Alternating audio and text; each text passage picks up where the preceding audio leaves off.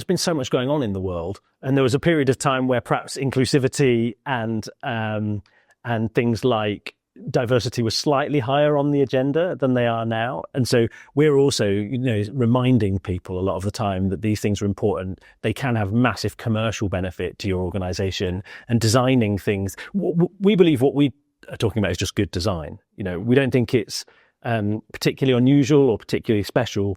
We think people are often forgetting lots of people in their design process. And part of our job is just to remind people that you can include more people in your design process, and you will get a better product from that will be more successful for everybody. One of the things that I think anyone who knows you will know that, you have an instinct for an opportunity. You love a pitch potentially, or the opportunity to take on a challenge and see where you can take it. And I wonder whether you have a sense of, perhaps historically in the charity sector, things have been much more contained within sort of functions, and lots of sort of similar ways of approaching fundraising, for example, have played out. Do you think that there's a sort of a need for charities to be more opportunistic in positioning themselves for the future? And what would your advice be? I mean, like, you are like a whiz at being in the room. I've got this thing, I'm going to talk it through. Like, if you're not someone of your disposition and you think, well, I really got this hunch, I want to speak to these people about this thing, what would your advice be? I mean, I would find some close critical friends and start talking through the ideas and things you want to do. And I've started to build a sort of set of new ones that already sort of knew the charity. And I've gone, who's this person that already likes us, and what do they do, and what ideas can I get feedback on for them? So one of the people that's a business owner that already worked with us as a charity, I've actually reviewed a couple of things for them and given my feedback, and then I've done it sort of reciprocally. So sort of just try and create those sounding boards where you get to sort of test and iterate ideas. I think, what I would say is, my experience so far has been that there's loads of amazing ideas I'd love to work on. The resources I have make it hard to do all of them. So I have really had to choose.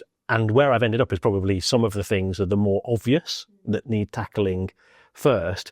In terms of like how hard it is to raise money or fundraise or bring income into charities at the moment, I think that's just a universal challenge for the sector. I think we're seeing a lot of organisations reducing their workforce.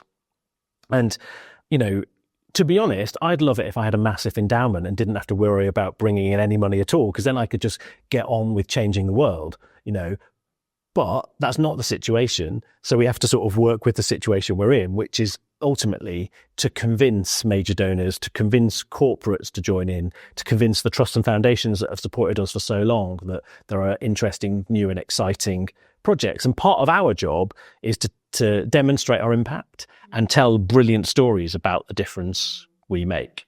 Yeah, storytelling is so important. And sometimes I think in organisations and businesses, you don't feel like you've got the space to do that. You're not encouraged to do that. Everything's quite binary, black and white. But really, if you can make people feel something about the work that you're doing, that's probably half the battle, I'd suggest. And one of the things I think we will definitely do in the next 6 months is look at our tone of voice, and we will probably be a little bit bolder than we have been in our tone of voice, because we've traditionally been very friendly and warm, and that's great. We want to be those things, but we also need to get a bit more cut through with some of our messages, because we're a design charity, and it could be easy to think that other causes are more important, but design affects every aspect of our day, or all of our days, all of the time.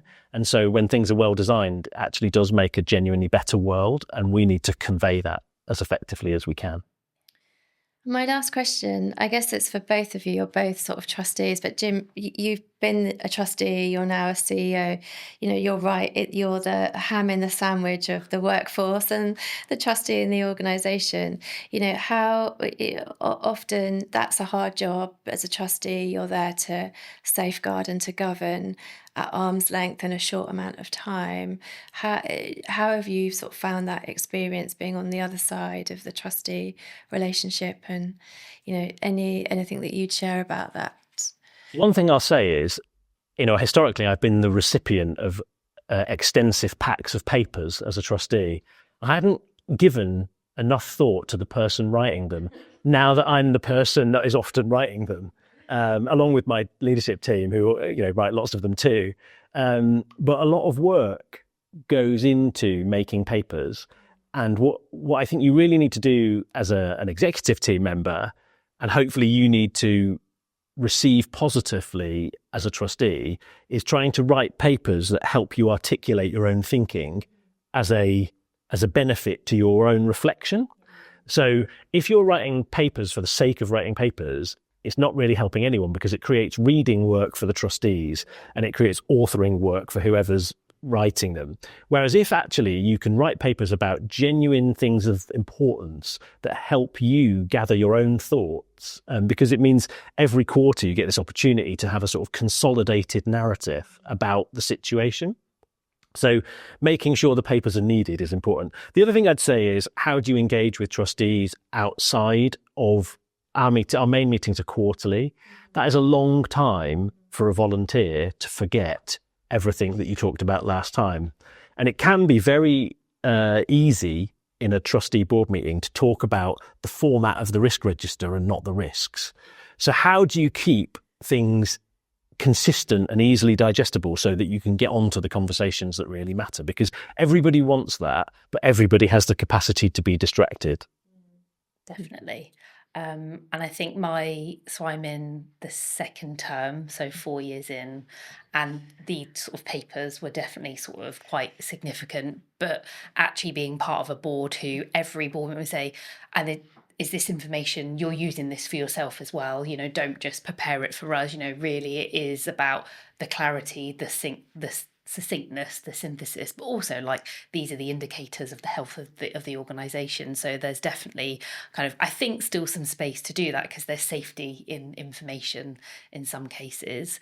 But in terms of those sort of frequent touch points, so I spend time with the sort of director of fundraising and comms, we do pre-landing. So does this make sense to you? How do you think the Finance and Investment Committee are going to respond to this? So I do, personally as a trustee, feel like part of my job is to also support the executive team on how they are landing messages for subject matters that are not what the trustee's background is. So I'm bringing that sort of digital, that technology, but also fundraising sector, this is what's going on. So I can bring backup case studies, and I've seen this in 3 other organisations. So, what you're saying, that is what's happening. And do you feel that benefit from your trustees in terms of actually get, them really creating conditions, I think, for you and your team to really thrive?